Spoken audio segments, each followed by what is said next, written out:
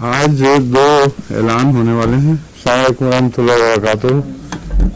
आज की जो हमारी क्लास से शुरू हो रही है, इससे पहले दो ऐलान होने वाले हैं। एक तो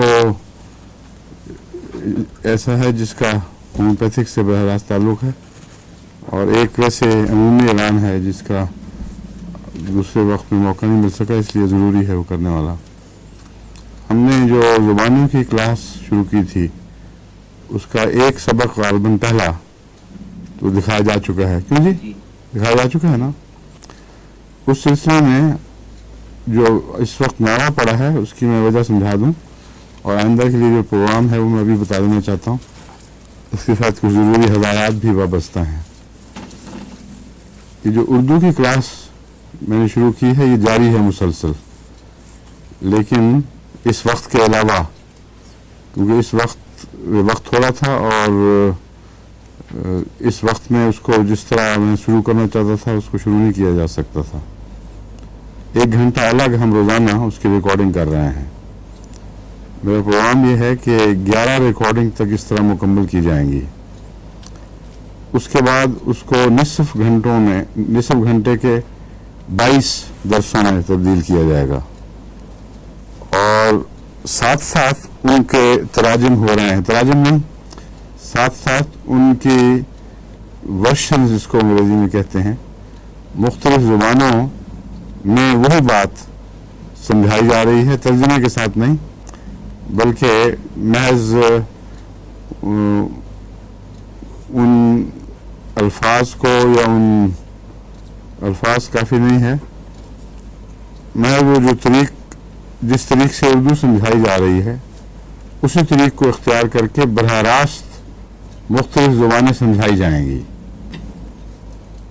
चुनांचे मेरे साथ जो उर्दू ना जानने वाले बैठे हैं, उनको ख़ास तौर पर इसलिए बिठाया गया था कि वो देखें कि उनको समझ में आ रहा है कि नहीं, और आया वो अपनी अपनी ज़ुबान में बगैर किसी तर्जुमे के अज खुद एक नई ज़ुबान सिखा सकते हैं कि नहीं। तो उन सब ने पूरी तरह इत्मीनान का इजहार किया है कि तर्जुमे की ज़रूरत नहीं है। ये जो क्लास में शमूलियत ये हमारे लिए काफ़ी है, बल्कि अगर सिर्फ वीडियो भी देख लेते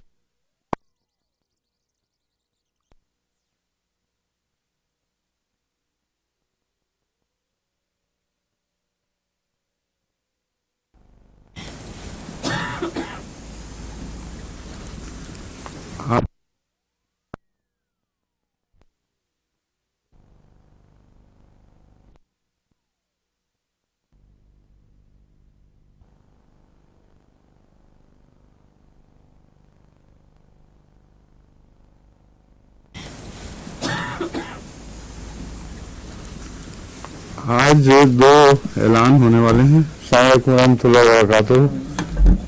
आज की जो हमारी क्लास से शुरू हो रही है, इससे पहले दो ऐलान होने वाले हैं। एक तो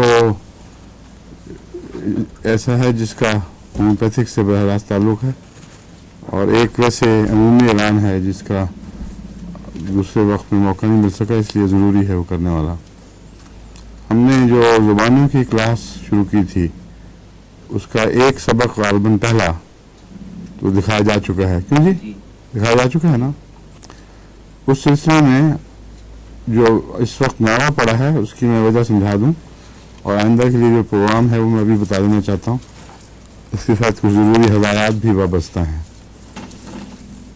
ये जो उर्दू की क्लास मैंने शुरू की है, ये जारी है मुसलसल, लेकिन इस वक्त के अलावा, क्योंकि इस वक्त थोड़ा था और इस वक्त में उसको जिस तरह मैं शुरू करना चाहता था उसको शुरू नहीं किया जा सकता था। 1 घंटा अलग हम रोज़ाना उसकी रिकॉर्डिंग कर रहे हैं। मेरा प्रोग्राम ये है कि 11 रिकॉर्डिंग तक इस तरह मुकम्मल की जाएंगी।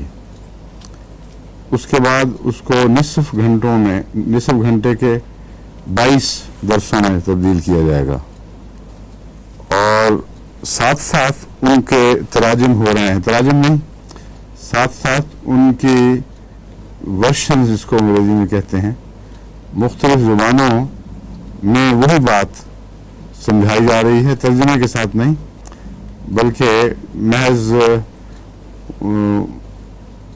उन अल्फाज को या उन अल्फाज काफ़ी नहीं है, महज वो जो जिस तरीक़ से उर्दू समझाई जा रही है उसी तरीक़ को इख्तियार करके बरह रास्त मुख्तलिफ ज़ुबानें समझाई जाएंगी। चुनांचे मेरे साथ जो उर्दू ना जानने वाले बैठे हैं उनको ख़ास तौर पर इसलिए बिठाया गया था कि वो देखें कि उनको समझ में आ रहा है कि नहीं, और आया वो अपनी अपनी ज़ुबान में बगैर किसी तर्जुमे के अज खुद एक नई ज़ुबान सिखा सकते हैं कि नहीं। तो उन सब ने पूरी तरह इत्मीनान का इजहार किया है कि हमें किसी तर्जुमे की ज़रूरत नहीं है, ये जो क्लास में शमूलियत ये हमारे लिए काफ़ी है, बल्कि अगर सिर्फ वीडियो भी देख लेते तो हम अपनी ज़ुबान इसी प्रोग्राम के ज़रिए सिखा सकते थे। चुनांचे इस तसल्ली के बाद मुख्तलिफ ज़ुबानों में तराजुम के लिए फिर तर्जुमा गलत लफ्ज़ है, तर्जुमा नहीं वो करेंगे, उनको उर्दू आती नहीं, जो ज़ुबानें समझानी हैं उनको ये प्रोग्राम भेज दिए गए हैं ताकि इस प्रोग्राम की मदद से वो अपने जहन में जो कुछ भी ज़रूरी समझते हैं उसको इस्तेमाल करें और अपनी अपनी ज़ुबान सिखाएं। हमारे साथ इस वक्त अरबी प्रोग्राम भरने के लिए हिलमी शाफी साहब शामिल हैं, रूसी प्रोग्राम के लिए रावील साहब शामिल हैं, और एक अफ्रीकन ज़ुबान के प्रोग्राम के लिए अब्दुल वहाब साहब आज़मी शामिल हैं, और चीनी ज़ुबान में यही प्रोग्राम पेश करने के लिए उस्मान चीनी साहब शामिल हैं। बाकी शामिल तो नहीं, मगर मसलन फ्रेंच के लिए, फ्रांसीसी ज़ुबान के लिए नवीद माठी साहब जो हमारे अमीर साहब हॉलैंड के दामाद हैं, अजीज़ साहब हिबतुन्नूर के दामाद हैं, वो आए थे। उन्होंने भी इत्मीनान का इजहार किया है। वो कहते हैं मैं न सिर्फ ख़ुद फ्रांसीसी में ये प्रोग्राम पेश करूँगा बल्कि मेरी बेगम चूँकि बहुत अच्छी हॉलैंडिश ज़ुबान है जिसको फ्लेमिश कहते हैं वो जानती हैं, इसलिए वो साथ फ्लेमिश का तर्जुमा भी पेश करेंगी। लेकिन मेरा ख्याल है कि इसके लिए हमीद साहब को हॉलैंड प्रोग्राम भेजा जाए। ये नहीं कि उनकी बेगम अच्छा तर्जुमा नहीं कर सकती या मेरा मतलब है अच्छी ज़ुबान नहीं जानती, इसलिए कि हर तस्वीर में मैं ही हूँगा सामने और मेरे साथी, तो मेरी आवाज़ जो है वो उर्दू की बजाय उनको फ्रांसीसी में या जर्मन में या किसी और में सुनाई दे रही होगी। यानी जो ग्रुप बैठा हुआ है सामने और जो हरकतें हो रही हैं उन्हीं हरकतों के साथ अल्फाज बदलने हैं ना। इसलिए मसलन जब मैं कहता हूँ आप, तो उंगली मेरी उठेगी, मैं डॉक्टर साहब की तरफ इशारा कर रहा हूँ आप, और जब मैं कहता हूँ मैं तो मेरी तरफ, तो अगर लड़की की आवाज़ निकले उस वक्त तो अजीब लगेगी। इसलिए तर्जुमा के प्रोग्राम में सारे मर्द होने चाहिए, वरना वो उसके साथ मुताबिकत नहीं खाएगी आवाज़, समझ गए। इसलिए उनको पैगाम भेज दें कि वो तकलीफ न करें, मजबूरी ये है। और हमीद साहब जो हॉलैंड के हैं उनकी बहुत शुस्ता ज़ुबान है। सारे हॉलैंडिश लोग इकरार करते हैं कि ज़ुबान की नफासत और मयार के लिहाज से इससे बेहतर ज़ुबानदान हमारे पास नहीं है, और हैं भी बहुत हम्बल और बहुत नेक दिल इंसान और खिदमत पे हमेशा आमादा। उन्होंने सबसे पहले तर्जुमा रिकॉर्ड करके भेजा था, याद है। सब दुनिया को कहा, किसी ने मुकम्मल तर्जुमा नहीं किया सिवाय हमीद के। उन्होंने फ़ौरन हॉलैंडिश ज़ुबान में कुरान करीम का तर्जुमा साथ साथ रिकॉर्ड करके भेजा है। तो उनको आप चाहे फ़ोन पे बता दें मगर या ख़त लिख दें, बहरहाल जल्दी उनको भी मिल जानी चाहिए। अब प्रोग्राम ये बनेगा कि मेरे दौरे से आते तक ये सब ज़ुबानें जो हम पढ़ाना चाहते हैं उनकी रिकॉर्डिंग तैयार हो चुकी होगी, और हम उस वक्त इसको शुरू करेंगे जब हमें कम से कम 8 पहली ज़रूरी ज़ुबानों में तर्जुमे मिलकर रिकॉर्ड हो चुके हैं और सईद जसवाल साहब की तसल्ली हो गई है कि हम उनको एक दफ़ा शुरू कर सकते हैं।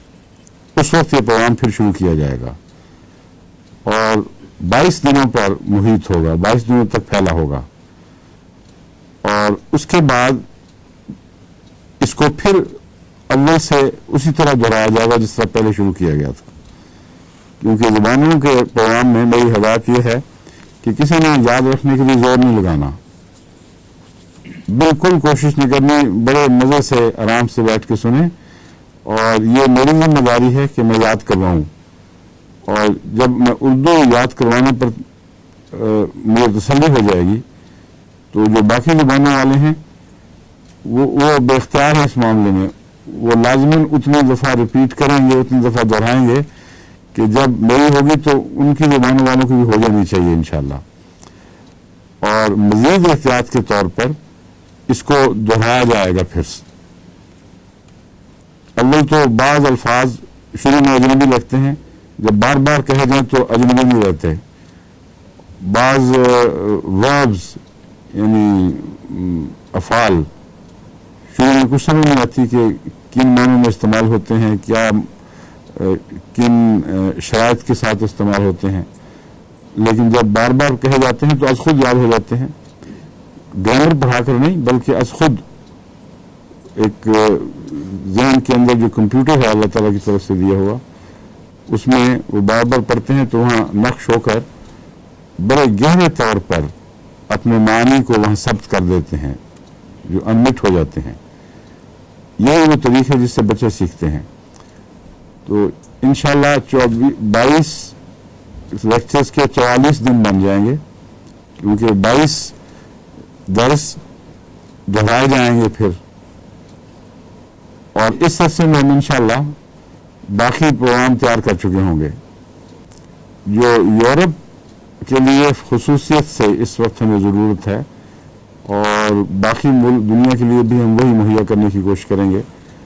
ان میں انگریزی، عربی اور اردو تو ہو گئی، عربی، انگریزی، فرانسیسی اور جرمن، یہ بنیادی زبانیں ہیں جن کی اشد ضرورت ہے، اور اس کے علاوہ البینین اور یہ بوسنین، کیونکہ یورپ میں سب سے زیادہ اخلاص کے ساتھ اور بڑی تعداد میں شامل ہونے والے البینین اور بوسنینز ہیں۔ البینین یہاں یورپ میں آئے ہیں، بڑی دیر سے آباد ہیں، پہلے ان کی کوئی توجہ نہیں تھی، لیکن اب ہیلتھ انگلش طور پر اجتماعی طور پر توجہ پیدا ہو رہی ہے، تو ان کو ان کی زبان میں پروگرام ملنے چاہیے، اس لیے ان کو، اور جو احمدی ان کے ساتھ کام کر رہے ہیں ان کو البینین اور بوسنین آنی چاہیے۔ ان کی زبان میں پروگرام بن نہیں سکتے جب تک ان کو کوئی اور زبان نہ آئے، یا جو تبلیغ کرنے والے ہیں ان کو ان کی زبان نہ آئے، اس لیے ہم اس معاملے میں ابھی بہت پیچھے رہ گئے ہیں۔ کچھ لوگ ڈھونڈ رہے ہیں انگریزی سے ترجمہ کرنے کے لیے، مگر وہ بہت شاذ ہیں اور پھر بھی تسلی نہیں ہوتی۔ تو میرا خیال یہ ہے کہ ان کو جتنے بھی ہمارے احمدی بوسنین، البینین وغیرہ کے ساتھ کام کر رہے ہیں، ان کے لیے ڈش انٹینا کی سہولتیں پہلے ہی میں کہہ چکا ہوں زیادہ سے زیادہ مہیا ہونی چاہیے۔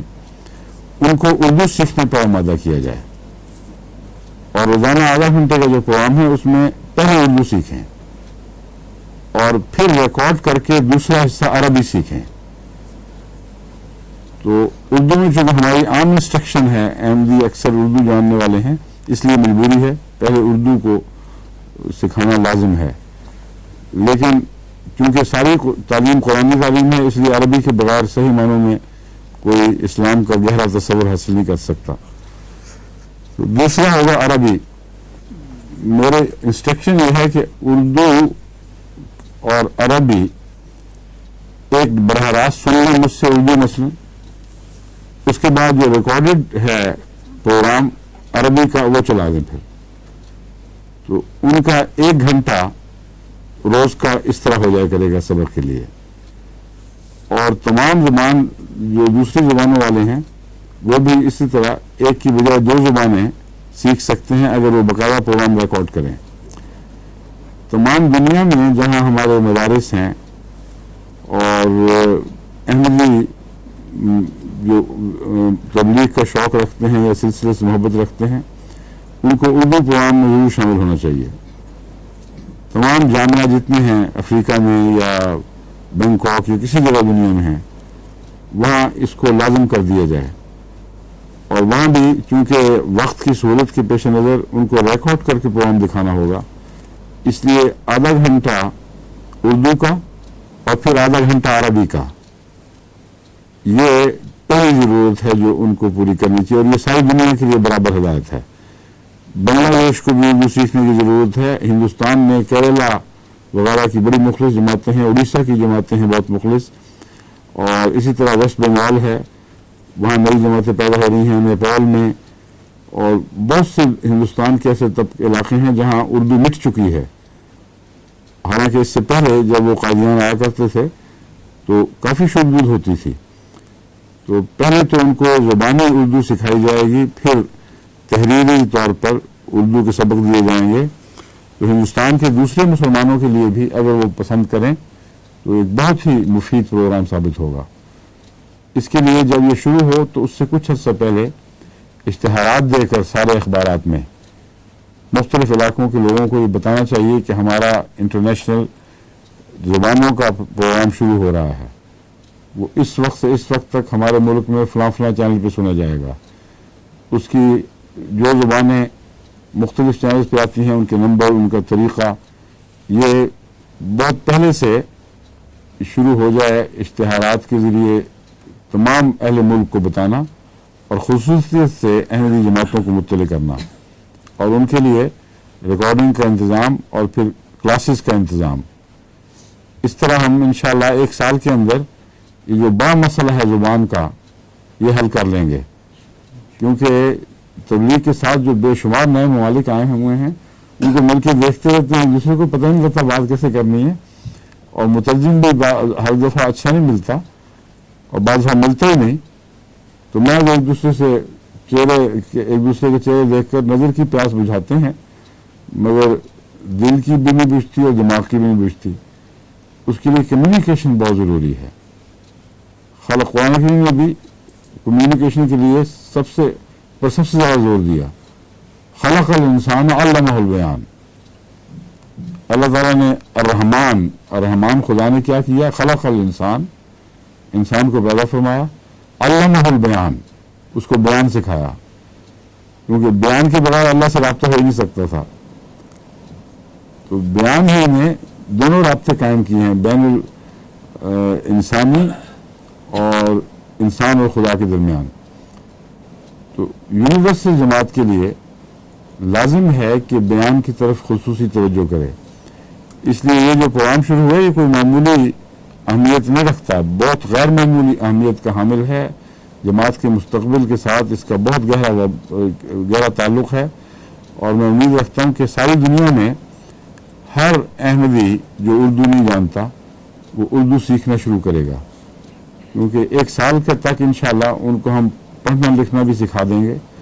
फिर वो हज़रत मसीह अलैहिस्सलाम की कुतुब को बरह रास्त पढ़ सकता है। ये जो तराजिम के बेशुमार मराहिल हैं वो सब एक तरफ रह जाएंगे, और फिर उनमें से ही बहुत अच्छे तर्जुमे करने वाले पैदा हो जाएंगे। अब जो तर्जुमे का रिवाज है, ये तसल्ली बख्श नहीं है। पहले तर्जुमे तसल्ली बख्श नहीं होता।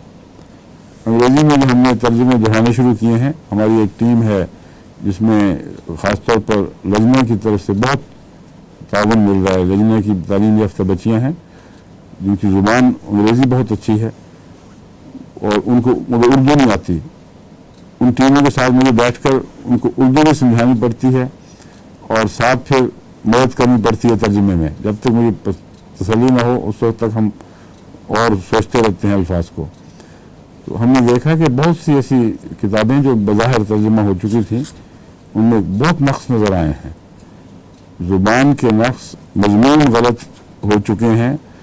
हज़रत मसीह अलैहिस्सलाम ने उर्दू इस्तेमाल की जिसमें लंबे लंबे फ़िक्रे हैं और के साथ वो फ़िक्रे चल रहे हैं, बिल्कुल अजनबी नहीं लगते।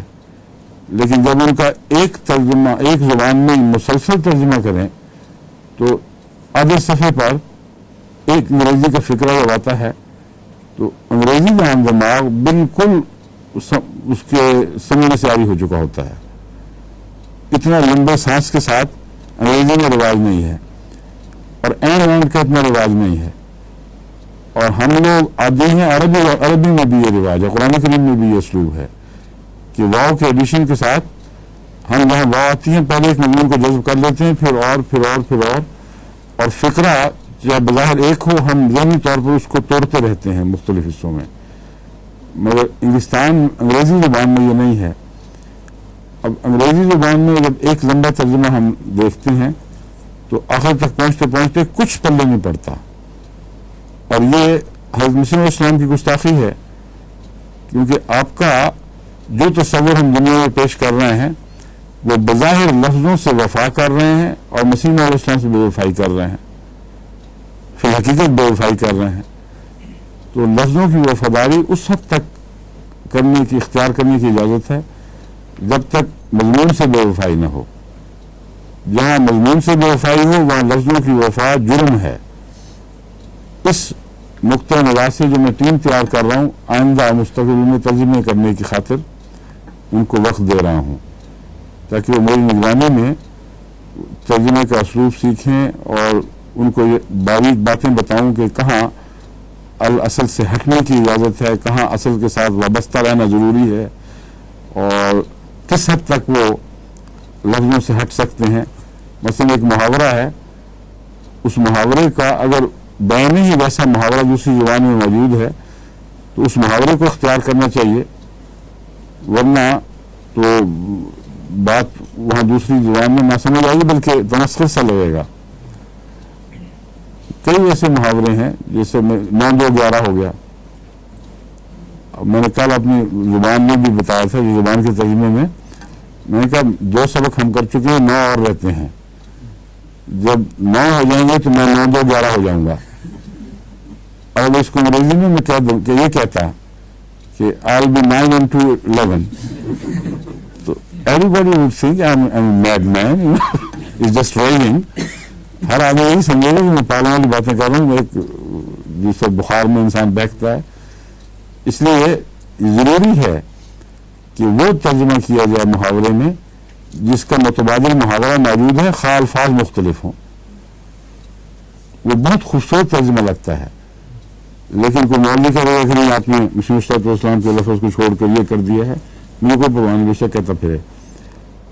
وفا ترجمے میں مصنف سے ہونی چاہیے، اس کے مضمون سے ہونی چاہیے، اس کے طرز کلام سے ہونی چاہیے. اور لفظوں کی وفا کی صرف وہی اجازت ہے جہاں لفظ کے مضمون کو سے ہٹتے ہیں تو خطرہ ہے کہ اس میں مداخلت شروع ہو جائے، خطرہ ہے کہ اس میں قطر بیبند شروع ہو جائے، اور جس کو قرآن کریم کا محاورہ تحریف کہتا ہے. بس تحریف کی اجازت نہیں ہے. تحریف سے بڑے مضمون کو خوبصورتی کے ساتھ جہاں تک ممکن ہے دوسری زبان میں منتقل کرنا ضروری ہے. جہاں مضمون کی قربانی نہ دینی پڑے اور پھر محاورے کے قریب رہا جائے، یہ بہترین ترجمے کا اصول ہے. اس میں پھر وقت لگتا ہے. چنانچہ حضرت مسیح علیہ السلام کی جن کتب کا ہم ترجمہ دہرا رہے ہیں یا کر رہے ہیں، اس میں اس اصول کو پیش نظر رکھا ہوا ہے کہ باوجود اس کے کہ با محاورہ ترجمہ دوسرا بھی ممکن ہے، جلدی بات ختم ہو جاتی ہے.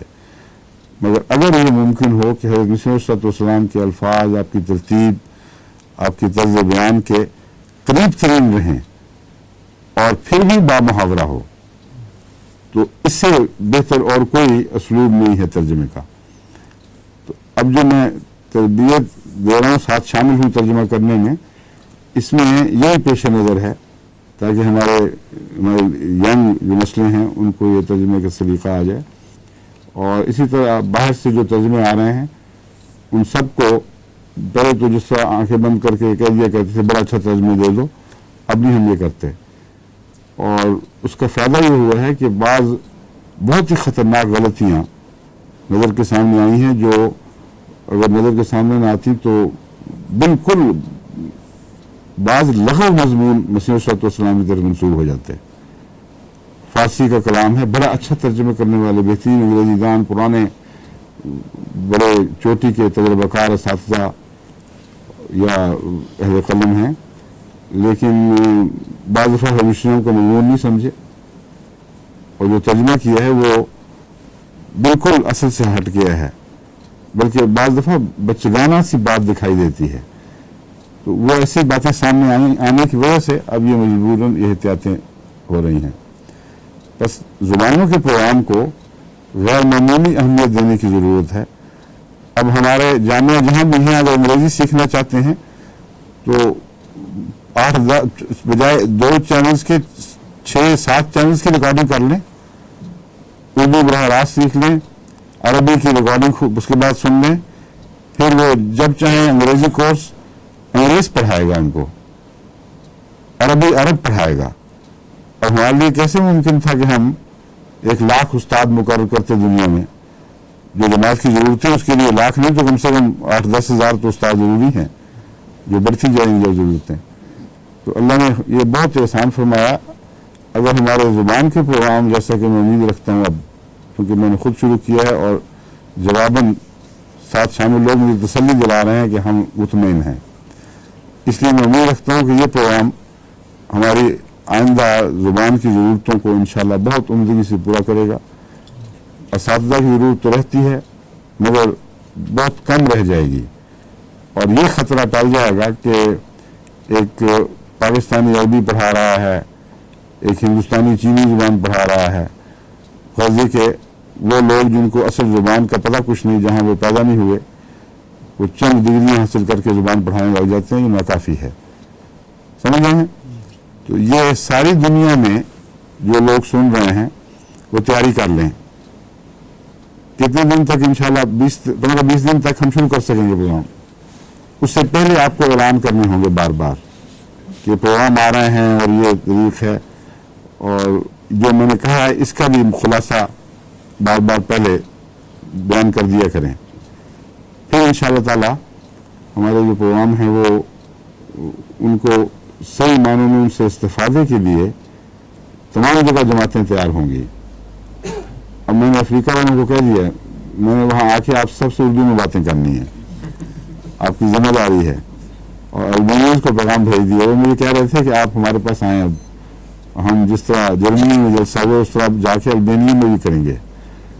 تو میں نے ان کو پیغام بھیجا، پہلے آپ مجھ سے اردو بولنے کے قابل ہو جائیں، پھر میں آپ سے براہ راست باتیں کروں گا. تو کتنا مزہ ہو جائے گا کہ ساری دنیا ایک ہاتھ پر اکٹھی ہو رہی ہے، زبان پر اکٹھی ہو رہی ہے، پھر عربی جو قرآن کی اصلی زبان ہے اس پر اکٹھی ہو جائے گی، اور یہ جو مسائل ہیں بین الاقوامی کمیونیکیشن کے یہ حل ہو جائیں گے. ٹھیک ہے. نمبر 1 اب ہے کالرا، جس کا تعلق اس کلاس سے ہے.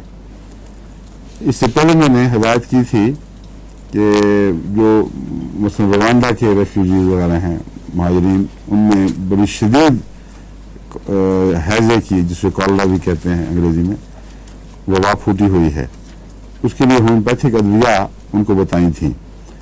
ہمارا زائد سے رابطہ ہے ٹیلی ویژن کا، وہ اس پہ بیٹھے سن رہے ہیں، اور ان کی طرف سے ڈاکٹر صاحب کی جو بیگم صاحب ہیں ان کی طرف ان کو خط بھی ملا ہے، خوشی کا اظہار کیا، مگر یہ تو بتایا ہے کہ کچھ امدادی کارروائی ہوئی ہے. یہ نہیں بتایا کہ ہومیوپیتھک علاج کے لیے ٹیمیں بنا کر وہاں بھجوائی گئی ہیں کہ نہیں. اور یہ اصل کام تو ہمارے مبلغ صاحب کا ہے جو امیر انچارج ہیں اس وقت. پہلے صدیق صاحب تو آج کل پاکستان گئے ہوں گے فیملی کے ساتھ، لیکن جو نئے انچارج ہیں غالب مبشر، کیا نام ہے ان کا؟ کچھ پتا؟ اس کو ذہن سے نام اتر گیا. بعد جو بھی ہے، میں ملا ہوا ان سے. میں جب گیا تھا افریقہ کے دورے پہ تو کینیا میں ان سے ملاقات ہوئی تھی. وہ رستے پہ تھے، ظاہر جا رہے تھے.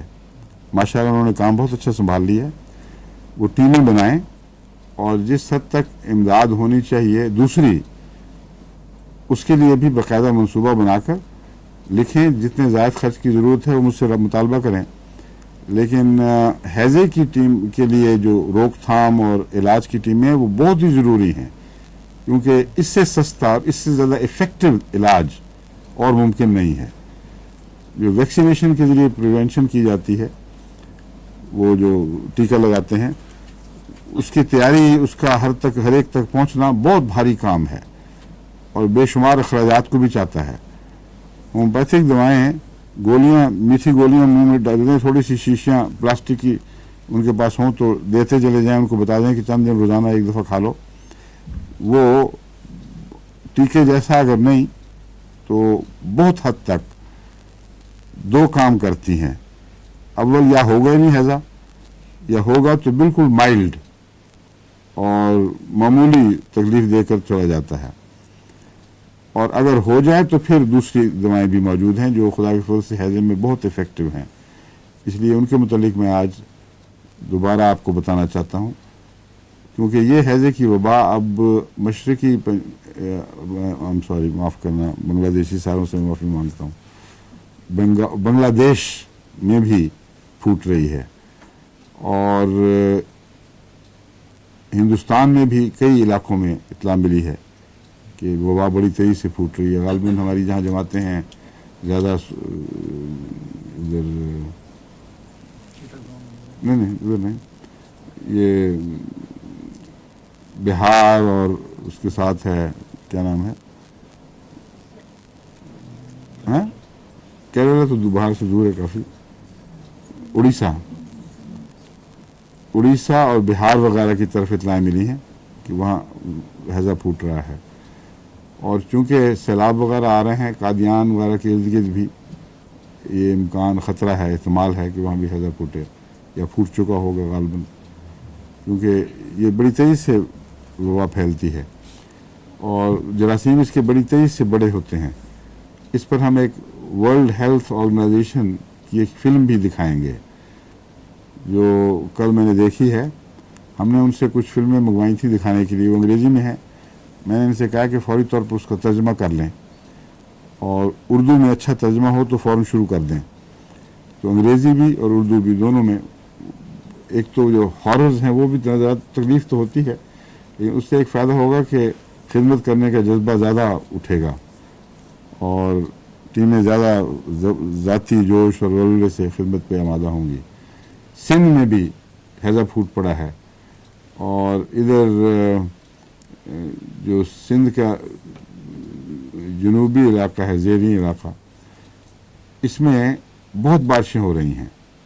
हमारे कुंडली की तरफ भी और जो मिठी वगैरह नगर पार्कों का इलाका है, लेकिन ख़ास तौर पर जो ज़ेरी इलाके हैं सिंध के, उनमें हैज़े की वबा बहुत तेज़ी से फूट रही है। कराची में भी ख़तरा है क्योंकि वहाँ हाइजीन का कोई इंतज़ाम नहीं, गंदगी है।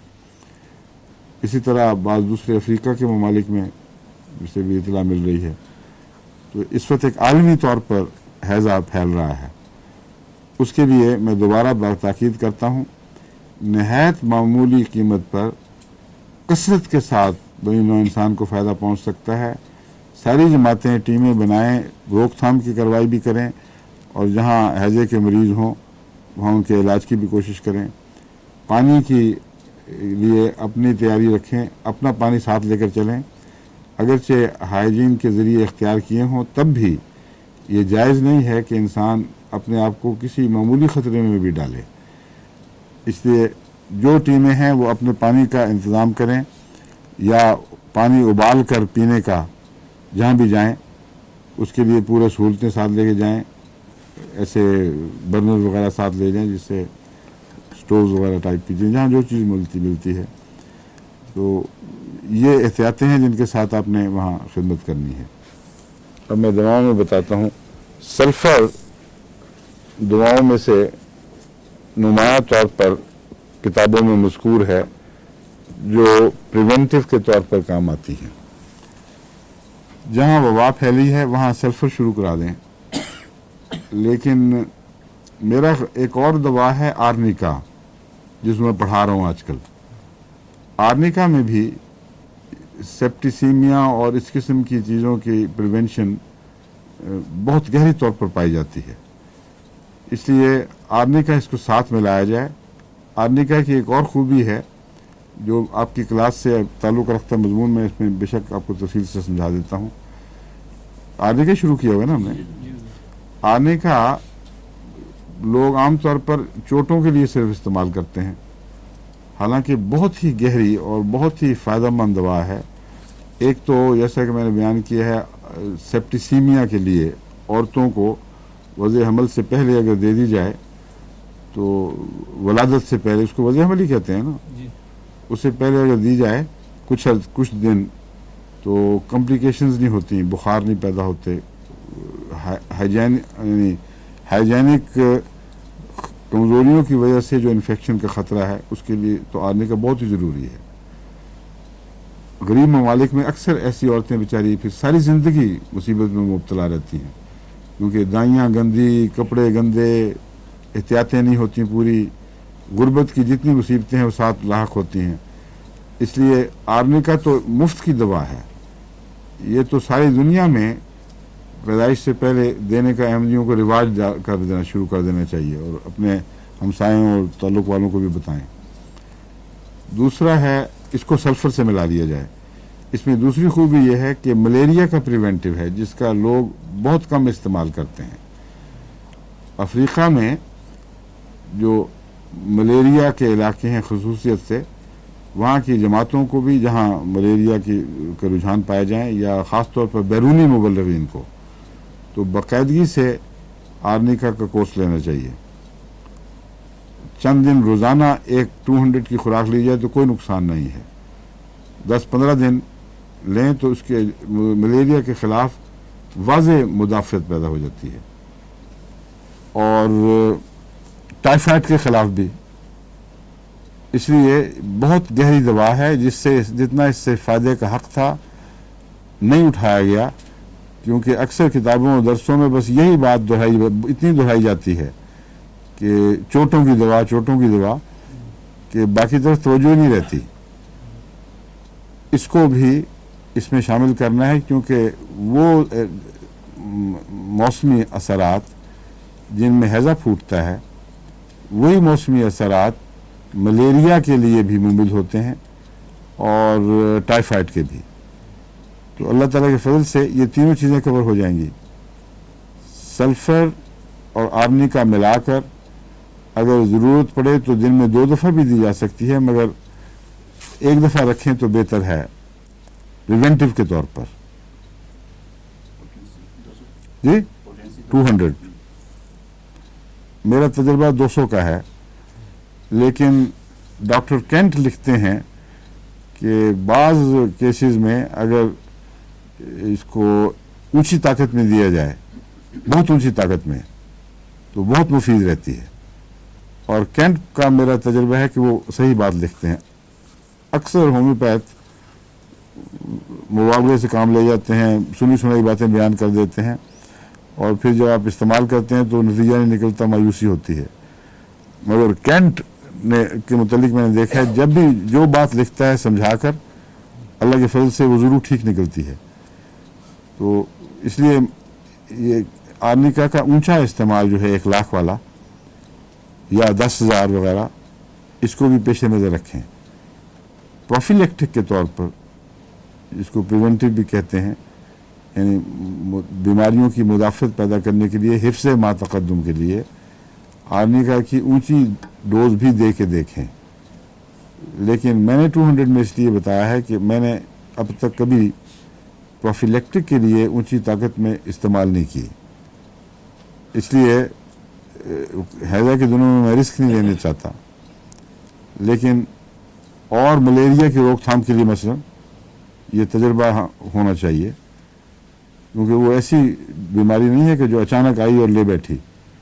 ہیضہ تو وقت نہیں دیتا، وہ تو چند گھنٹے کی بات ہے، اور تڑپ کے مریض ہاتھ سے نکل جاتا ہے۔ اس لیے وہاں تو احتیاطی کریں، لیکن ملیریا کے علاقوں میں، ٹائیفائڈ کے علاقوں میں اونچی طاقت میں آرنیکا کا استعمال کرا کے پھر مجھے بتائیں کہ اس کا کیا اثر دیکھا گیا ہے۔ دوسری چیز ہے ملیریا جب ہو جائے ہیضہ ہو جائے تو اس کے لیے جو 3 دوائیں تو عموماً کتابوں میں مذکور ہیں، اور کچھ ایسی ہیں جو اس کے علاوہ استعمال ہونے کا امکان ہے، اور ضروری نہیں کہ ان 3 میں ہی رہا جائے۔ اس لیے ان 3 عام مشہور دواؤں کے علاوہ بھی میں کچھ آپ کو اب بتاؤں گا۔ پہلی دوا ہے کیوپرم۔ کیوپرم پیٹ کے تشنج کی اور نہایت खौफनाक किस्म के तकलीफ दे तशन्नुज की चोटी की दवा है।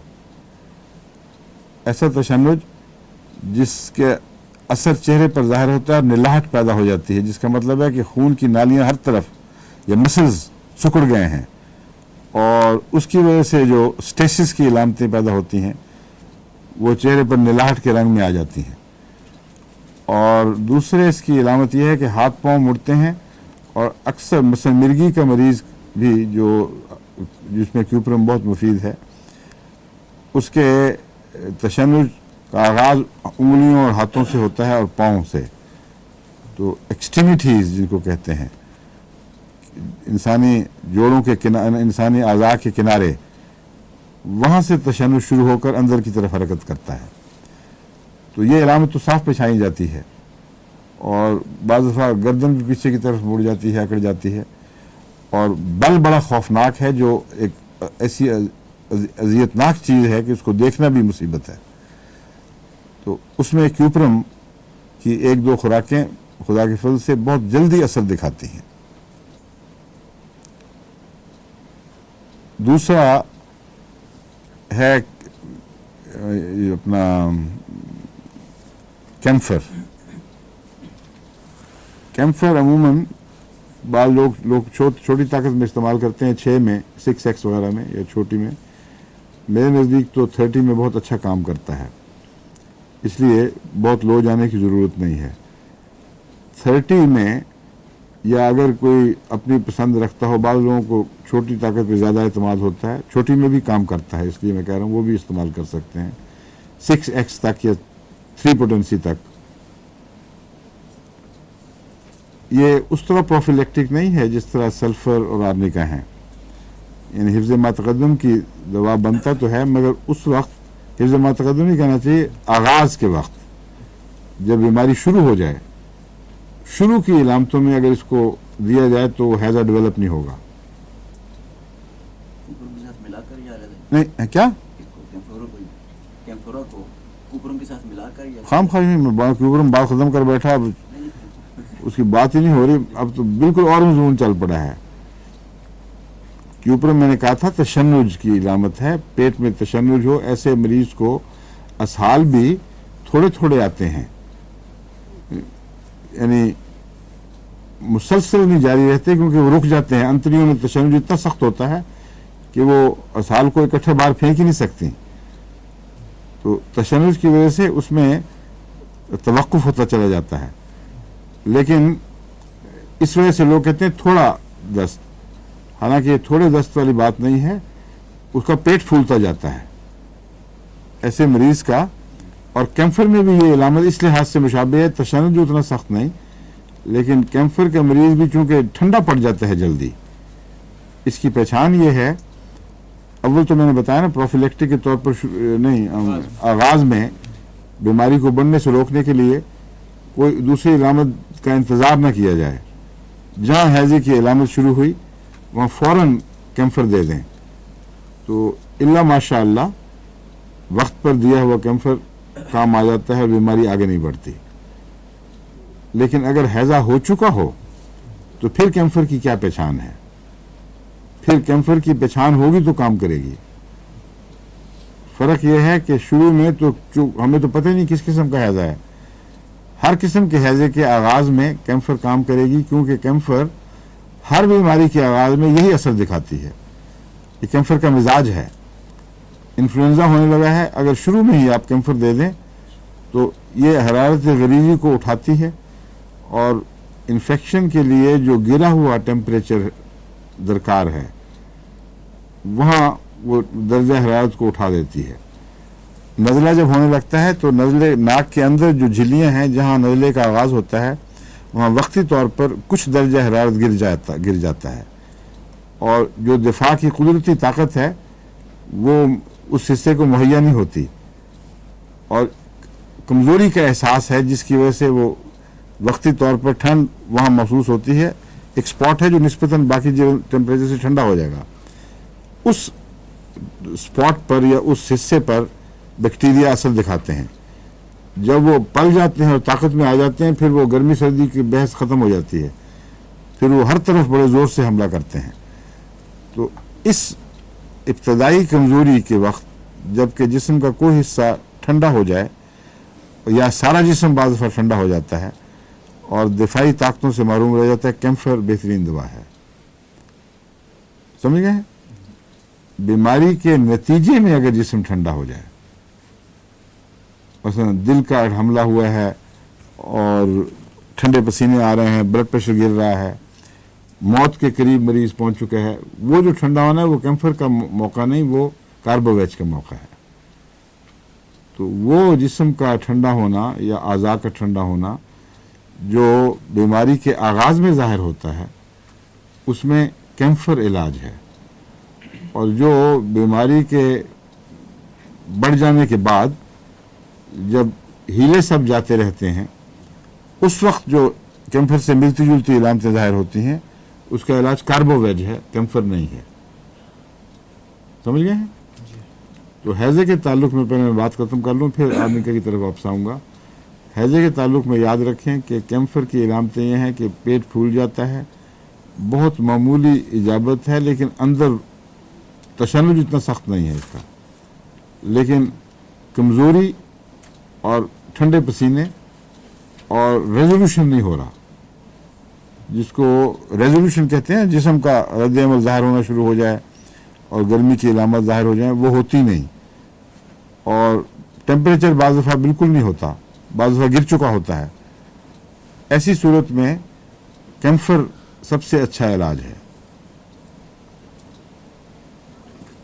अब दूसरा है, एक और दवा जो ज़्यादातर बयान की जाती है वो है वेरेट्रम एल्बम। वेरेट्रम एल्बम में भी तशन्नुज बहुत पाया जाता है, मगर पिंडलियों का। क्यूप्रम में हाथों का भी, पाँव का भी और पेट के अंदर का तशन्नुज बहुत नुमाया होता है। वेरेट्रम एल्बम में पेट के अंदर का तशन्नुज इतना नहीं होता जितना पिंडलियों का, और बड़े अजियतनाक तशन्नुज होता है पिंडलियों में। लेकिन इसकी बड़ी इलामत यह है कि बहुत खुले असाल जो आनन फानन पानी को निचोड़ देते हैं, जिस्म को पानी से निचोड़ कर जिस्म को पानी से खाली कर देते हैं। इसलिए जहाँ बड़े असाल हों, बड़ी कै हो, हाँ कै भी इसका एक तभी हिस्सा है इसका हैज़े का, जो हर हैज़े में मौजूद होता है। इसलिए ये कोई ख़ास ऐसी चीज़ नहीं जो पहचान के लिए अलग की जाए। जो नुमाया पहचान वाली इलामतें हैं हंगामी वक्त के तौर पर, जहाँ मौत और ज़िंदगी का मामला बारीक धागों से लटका हुआ हो, वहाँ ये दवाएं बहुत ही नुमाया हैं, और इसके इस्तेमाल से अल्लाह के फजल के साथ अक्सर मरीज़ शफा पा सकते हैं। लेकिन उसके अलावा बाज़ दवाएं हैं जिनको नज़रअंदाज नहीं करना चाहिए।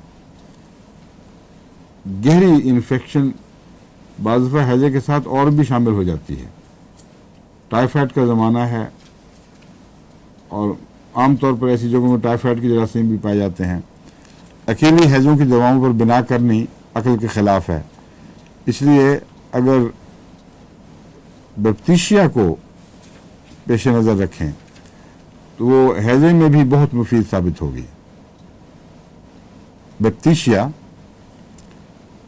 गहरी इन्फेक्शन की दवा है, जबकि मरीज़ की तमाम ताकतें ख़त्म हो जाएं और नहायत बदबूदार मुतफ़न इसकी इजाबत हो, उस सूरत में बैप्टीशिया बहुत अच्छी दवा है। एक और दवा जिसको याद रखना चाहिए वो है क्रोटन। क्रोटन में तशन्नुज भी है और जल्दी बीमारियां भी हैं और खुले कमज़ोर करने वाली दस्त भी। समझ गए? और एक दवा है आर्सेनिक 30 में या 200 में। आर्सेनिक में भी ये जो गहरी जरासीम के नतीजे में पैदा होने वाली बीमारियां, उनके दिफा की ताकत काफ़ी होती है। लेकिन आर्सेनिक की अपनी इलामतें हैं जो आपके जहन में पेश नज़र रहनी चाहिए। आर्सेनिक का मरीज़ शदीद बेचैन होता है, लेकिन उसकी बेचैनी जिस्म से ज़्यादा उसकी जहन से और उसकी रूह से ताल्लुक़ रखती है।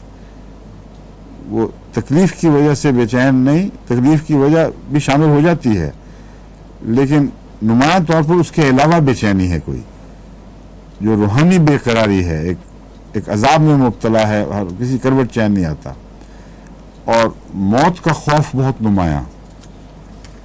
ہر بیماری سے مریض کو موت کا خوف تو کسی حد تک ہوتا ہے، لیکن بعض دوائیں ایسی ہیں جن میں یہ تعجب والی بات ہے کہ مریض کو بے پرواہی ہو جاتی ہے، موت کا کوئی خوف نہیں ہوتا۔ ان میں بیلاڈونا بھی ایک ہے، لیکن آرسنک میں موت کا خوف بڑا نمایاں ہے، ایکونائٹ میں بھی بڑا نمایاں ہے، لیکن ایکونائٹ اور آرسنک تو صاف پہچانے جاتے ہیں۔ ہاں ایکونائٹ بھی آواز کی دواؤں میں بہت اہمیت رکھتی ہے، اس کو بھی نہ بھولیں۔ بیپتیشیا کیمفر سب سے پہلے، کافور جس کو ہم کہتے ہیں، وہ جہاں کام کرنے سے رک جائے، اصل میں کافور کے استعمال کے لیے بہت ہی جلدی فیصلے کی ضرورت ہوتی ہے۔ آغاز ہی میں بالکل اگر مل جائے تو کافور کام کرے گا، اگر دیر ہو جائے تو پھر نہیں کرے گا۔ کافور کے بعد ایکونائٹ کی باری ہے، پھر ایکونائٹ نسبتاً زیادہ دیر تک بیماری کا مقابلہ کرتا ہے کافور کے مقابل پر، اور آغاز میں ایکونائٹ دینے سے بیماری کی کمپلیکیشنز نہیں ہوتی۔ تو آرڈر یہ ہوگا، اگر شروع میں مریض ہاتھ آ جائے، مریض تک آپ پہنچ جائیں، ایسے مریض تک جہاں آثار شروع ہو گئے ہیں اور بے چینی ہے کہ شاید کچھ ہونے والا ہے، وہاں کیمفر اگر ٹھیک نہ کرے تو ایکونائٹ بار بار دیں، اگر نہ فائدہ ہو تو پھر مرض جو بھی ظاہر ہوگی اس کا حسب علامات علاج، ٹھیک ہے۔ آرنیکا اور سلفر 200 میں یہ روٹین بنا دیں، ایسی سب جگہوں میں جو کام کرنے والے ہیں وہ بھی کھاتے ہوئے جائیں، اور وہاں بھی عام تقسیم کر دیں سب جگہ، تاکہ ہر ایک روزانہ کھائے، اور 2 دفعہ بھی بے شک کھائی جائے، اس کا کوئی نقصان نہیں ہوگا۔ ہنگامی ضرورت کے وقت اس کو 200 میں عام طور پر تو ہفتے میں 1 دفعہ کافی ہو جاتی ہے، لیکن اس کو میں نے دن میں 3 دفعہ بھی کر کے دیکھا ہے، کوئی ایسا نقصان نہیں ہے جس کا خطرہ مول نہ لے سکے، کیونکہ اگر کچھ نقصان ہوا بھی تو کچھ آہستہ دیر پا نقصان ہے جس کا بعد میں علاج ہو سکتا ہے، لیکن ہیضے نے تو وقت ہی نہیں دینا نا۔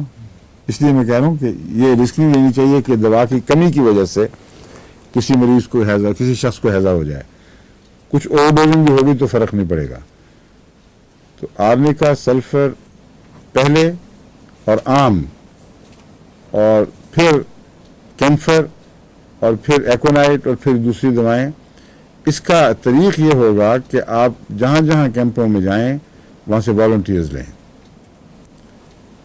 کثرت سے والنٹیئرز لیں جو مختلف علاقوں میں پھیلیں، اور اگر احمدی والنٹیئرز نہیں ملتے تو غیر احمدی لیں، غیر احمدی مسلمان نہیں ملتے تو عیسائی لیں، جہاں سے بھی لیں، مقامی والنٹیئرز تیار کرنے انتہائی ضروری ہے، اور جہاں ان کی ایکسیس ہے وہاں آپ کی نہیں ہو سکتی، اور تعداد کے لحاظ سے ہم بہت سی جگہوں میں اتنے تھوڑے ہوں گے مقابلتاً کہ یہاں بڑی جماعتیں نہیں ہیں، مثلا زائر میں اس علاقے میں ہماری جماعتیں بڑی نہیں ہیں جہاں یہ وبا پھیلی ہوئی ہے، تو کافی مشکل پیش آئے گی، وہاں لاکھوں ہیں، کس طرح سنبھال سکیں گے چند آدمی؟ تو یہ فوری طور پر ٹریننگ کریں، اور 1 گھنٹے میں ٹریننگ ہو سکتی ہے، ذہین آدمیوں کو بتائیں، بار بار سمجھائیں، نام پڑھ لیں، یاد کر لیں، 1 گھنٹے میں نہیں 6 گھنٹے کی ٹریننگ دے دیں، مگر 1 دن کے اندر ٹیم تیار ہو جائے جو کام کے لیے بھی تیار ہو اور آئندہ ٹریننگ دینے کے لیے بھی تیار ہو۔ یہ پھر اپنے ساتھ ضروری چیزیں لے جائیں، میٹھے کی گولیاں، ایسی شیشیاں، پلاسٹک کی شیشیوں میں خالی میٹھا ڈالا ہوا، لیکوڈ دوا، اور کچھ یہ دوا، لیکوڈ دوا کی 1 سے زیادہ شیشیاں ہونی چاہیے، 1 سے زیادہ جیبوں میں، کیونکہ بعض دفعہ یہ کھل جاتی ہے اور گر جاتی ہے تو پھر بڑی مشکل پیش آ جاتی ہے۔ تو جتنے والنٹیئر جا رہے ہیں ان کے لیے لیکوڈ بھی زیادہ شیشیاں تیار کر لیں پہلے، اور اگر پلاسٹک میں ہو جائے تو بہتر ہے، بعض دفعہ یہ شیشیاں ٹوٹ جاتی ہیں، اور یہ ہیں بھی بہت مہنگی اصلی دوائیں، ان کو ساتھ لے جانے کی بجائے جہاں ہم نے یہ بھیجی ہوئی ہیں وہ دوائیں تیار کریں۔ یہ خالی شیشی ہے، इस पे क्या लिखा हुआ है? इस पे लिखा हुआ है वेरेट्रम एल्बम 30। 100 कतरों में एक मिलाया जाता है, 99 में एक यानी 100 बना देते हैं, या 100 में एक मिला देते हैं। इसमें गालबन 70 कतरे या 80 कतरे आएंगे। इसलिए ये तरद्दुद न करें कि 100 कतरों वाली शीशी ढूंढें। इतना मामूली फ़र्क है कि वो उसका अमलन असर के लिहाज से पता लग ही नहीं सकता किसी को, क्योंकि साइंटिफिक रूटीन के तौर पर एहतियात ज़रूरी है। इसलिए जितनी भी मैन्युफैक्चरिंग कंपनियां हैं वो सारी 1 और 100 की निस्बत को बरकरार रखती हैं, क्योंकि जो प्रोफेशनल दयानतदारी है उसका तकाजा यही है। मगर आपने बेचनी तो नहीं है, आपने तो इस्तेमाल करनी है। इसलिए मैं भी अपने होम्योपैथिक प्रैक्टिस में कभी भी कतरे नहीं गिना करता था। मेरी बाज़ दवाएं जो डॉक्टर अफजल मरहूम से ली होती थी शीशियाँ, अक्सर यही थी बीटी की, वो 10-10, 15-15 साल चली हैं, क्योंकि जब वो ख़त्म होने थोड़ी सी खाली हो जाती थी, मैं उसमें और लिक्विड डाल के शेक करके फिर रख लेता था। अब मैंने बेचनी तो नहीं है, मुझे क्या फ़र्क पड़ता है उसकी पोटेंसी का नाम 1 से 1/3 हो या 1 से 1/100 हो, वो चीज़ बरकरार रहती है, इसमें कोई शक नहीं। और अल्लाह के फजल से उन दवाओं ने कभी मुझे मायूसी नहीं की। मैं नाकाम हुआ हूँ लेकिन वो दवाओं ने काम किया है जब मैंने सही तशख़ीस की है, इसलिए तरद्दुद की ज़रूरत नहीं है। शीशे में इसमें लिक्विड डाला, एक पहले चिट लगानी ज़रूरी है, चिट लगाएं। और प्लास्टिक की शीशियों पे आम सरेश नहीं लगा करती, अगर वो आप लगाएंगे तो वो सारी धुल धुल जाएगी, वो ख़त्म हो जाएगी। इसलिए प्लास्टिक की शीशियों के लिए प्लास्टिक की वो चीज़ चाहिए, और अगर ना हो तो फिर क्या इलाज है। अब गरीब अफ्रीकी ममालिक हैं, बाज़ जगह वो प्लास्टिक की चिटें नहीं मिलती, या उड़ीसा वगैरह में भी शायद ना मिलें बाज़ जगह।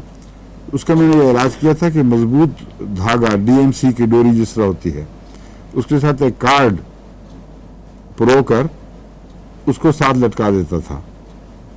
उस कार्ड पर दवाई लिख दी तो वो कार्ड फिर ज़ाया नहीं होता, दवाई की पहचान रहेगी, वरना चिट उतर जाती है। चिट वही रहेगी जो प्लास्टिक की चिट ये मसलन इंग्लिस्तान में मुहैया है।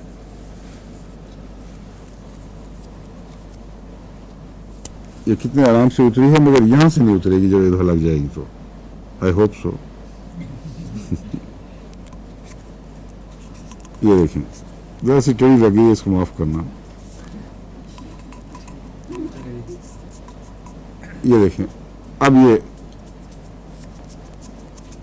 जितना मर्जी करें, तो इसके नाखून से छीलें वो और बात है, लेकिन नहीं उतरती। इसका ऑर्डर भी समझ लें, यानी तरतीब। चिट लगाने से पहले लिक्विड डालें और शीशी बंद करें और अच्छी तरह पोंछ के उसको खुश्क कर लें। अगर बाद में लिक्विड डाला तो वो चिट को भी गीला कर देगा, लिखना मुश्किल हो जाएगा, और अगर लिखा हुआ है तो मिट जाएगा। इसलिए ज़रूरी है कि अल्फाज में मजिंग ना हो, जो मिटने देते हैं लिक्विड से। पहले क्या ऑर्डर है? पहले लिक्विड डाला, आम लिक्विड, दवाई वाला नहीं, फिर खुश्क करके बंद करके ढकना, उस पर चिट लगाई, फिर नाम लिखा, और नाम लिखने के बाद उसको एक तरफ रखते चले जाएं।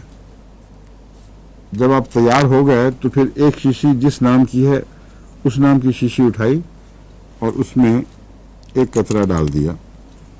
अब यूं करके आप ये जो दवा हैं इनमें से कतरा अमूमन गिरता है, बाज़ दफ़ा 5, 4, 5 भी गिर जाते हैं।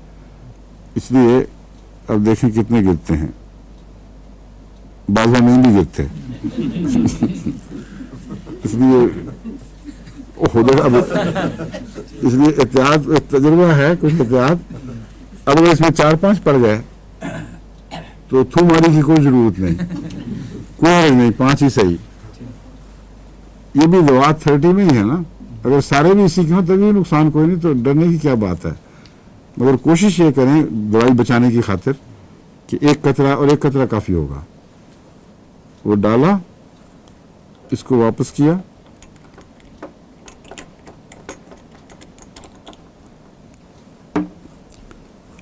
इसको बंद किया, دو کافی ہوتی ہیں, دو ہی کہتے ہیں, مگر میں تو کئی دفعہ زیادہ کر لیتا ہوں احتیاطاً. اور اس پر نام وغیرہ پہلے لکھا ہوا ہے. اب صرف ٹک لگانا ضروری ہے, کیونکہ جب آپ اس کو ٹک کر دیں گے تو یہ کنفیوژن یہ رہے گا کہ میں نے اس میں ڈالی تھی کہ نہیں, ورنہ ہمیشہ ہو جاتا ہے. کافی مجھے بھی مشکل پڑا کرتی تھی پہلے, افراتفری میں ادھر ادھر رکھی گئی, اب یہ نہیں پتہ لگا اس میں ڈالی تھی کہ نہیں, اور دوائی ہے یا بغیر دوائی کے پانی ہے.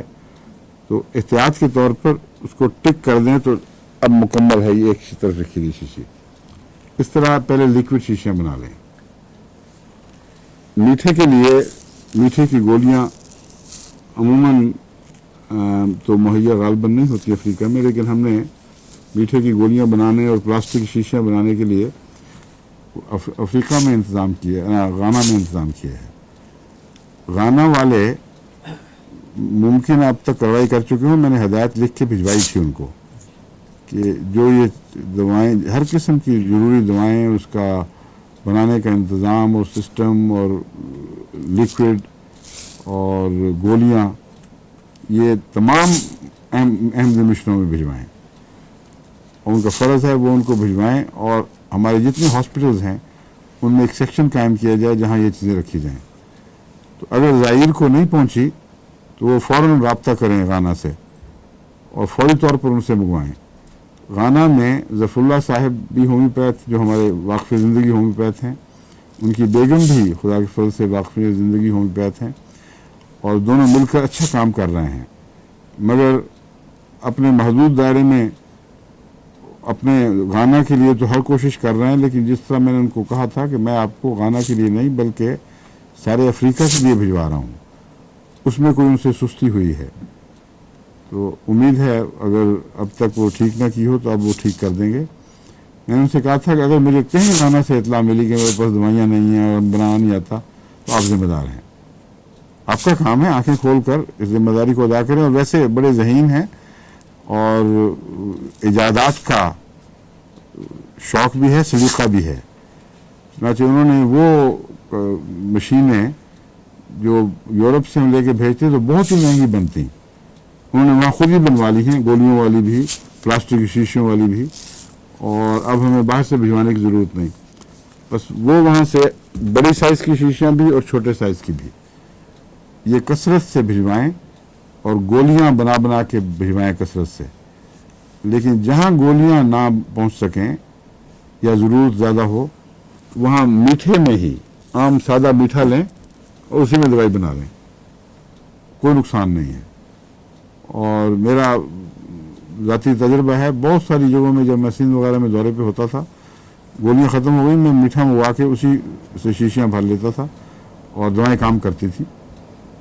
لیکن میٹھے میں ایک بعض دفعہ خیال ہوتا ہے کہ ایک تو تیز میٹھا ہوتا ہے, گولیاں ذرا اور طرح کی ہوتی ہیں, دوسرا اس کو ڈسپنسیشن مشکل ہے, کہیں زیادہ میٹھا پڑ گیا کہیں کم میٹھا پڑ گیا. چند گولیاں جتنا آسانی سے دی جا سکتی ہیں, میٹھے میں یہ دقت ہے. تو میٹھے میں استعمال کر لیں بشک. اب یہ ہے انسٹرکشن سب سے اہم, پاکستان کے لیے بھی ہے, بنگلہ دیش کے لیے بھی, یورپ کے لیے, یورپ میں تو نہیں, افریقہ کے سب ملکوں کے لیے. اپنی دوائیاں حاصل کریں اور جلد سے جلد کام شروع کریں, اور پھر مجھے رپورٹ کریں کہ ہم پیغام مل گیا, سمجھ گئے اور کام شروع ہو گیا ہے. اور ٹیمیں مقامی تیار کرنے نہ بھولیں, کیونکہ بہت وسیع پیمانے پہ کام کی ضرورت ہے. اللہ تعالیٰ آپ کو توفیق عطا فرمائے. اب وقت ختم ہو گیا. السلام علیکم ورحمۃ اللہ وبرکاتہ.